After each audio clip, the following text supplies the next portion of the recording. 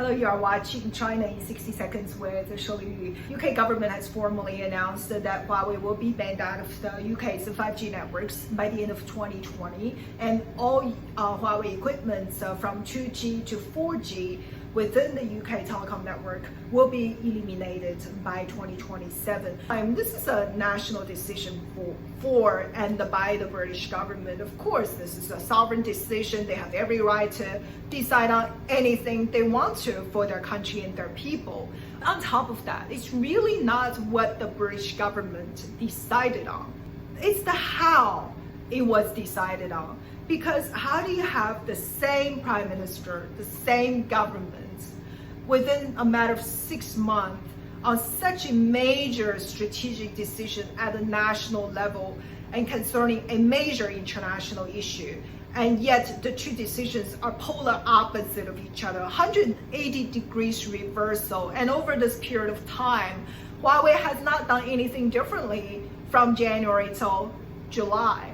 And so this sort of 180-degree reversal and how it's done does not send a lot of business confidence to the potential investors from China into the UK, because post-Brexit, the UK is heavily pushing for attracting foreign direct investment and foreign trade.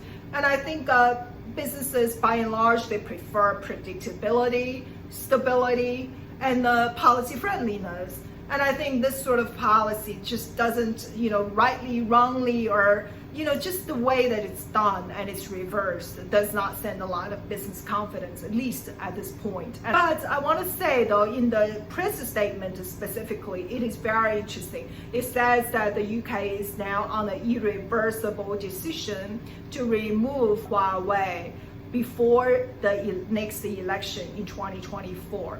A lot of the conventional thinking says that the UK is pressured by the US's decision. Well, true, the US's pressure has always been there. The good thing about the US and the Trump administration is that there is no ambiguity about its positions on Huawei. It's been absolutely clear with no doubt ever since day one, and how it wants the UK to handle the Huawei issue has been absolutely clear from day one. But the UK didn't follow the US in January. And of course, now they specifically mentioned that they want to remove Huawei to be ready for election in 2024. So this is very much UK domestic politics driven.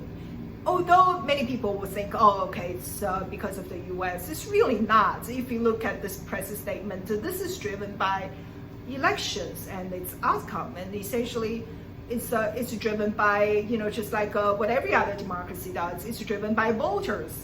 And so back to this press statement, it says that it'll delay the UK's 5G networks by 2 to 3 years. However, a few days ago, the CEO of British Telecom has come out and said it'll delay the UK's 5G network by 5 to 10 years. And I must say, though, if you're looking at how fast this telecom space has been growing, for 10 years' time, we would have gone from 5G to 6G, 7, 8G, who knows how many more Gs we're gonna have. And if the UK is gonna be late for 5 to 10 years in simply establishing 5G, that's light years behind. It's impossible to get caught up again. 2 to 3 years, who knows, you might miss a generation, when China, Asia Pacific, wherever, are moving into 7G, maybe UK is on 5G, 6G. Gonna have to look at the various predictions and see how those numbers have been calculated. And the other thing is that in the press statement, it says it'll cost the UK £2 billion.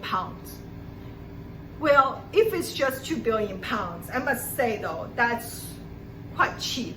Because a couple of weeks ago, Huawei just announced that it was going to build an R&D center in Cambridge with an investment of £1.2 billion. And so there you go, 60% of the money is already there.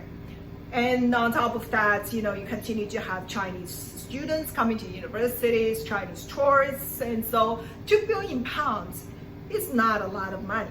That can be made up. But is it really £2 billion?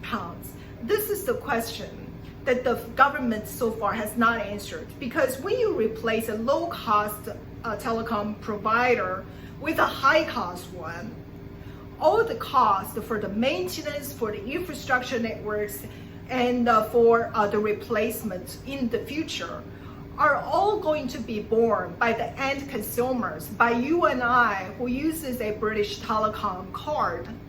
And it's going to be shown on our monthly bills, month in, month out.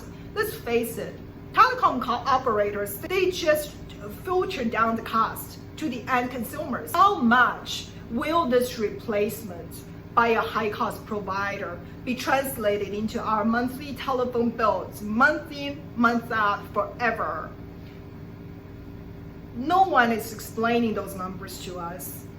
But do we have a right to ask?